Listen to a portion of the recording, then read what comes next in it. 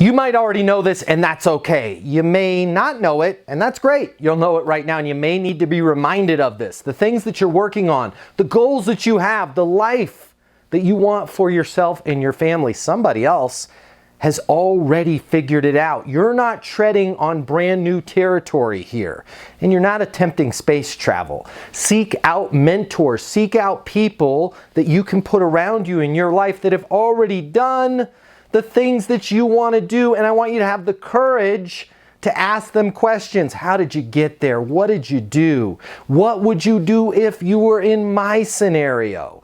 There's so many great people out there right now that you can reach out and touch and ask a question to that are going to be more than willing to give you the positive feedback and instructions that you need to be successful. My name's Matt Easton. If you're looking for more tips on how you can improve your career and your personal life, consider giving me a follow.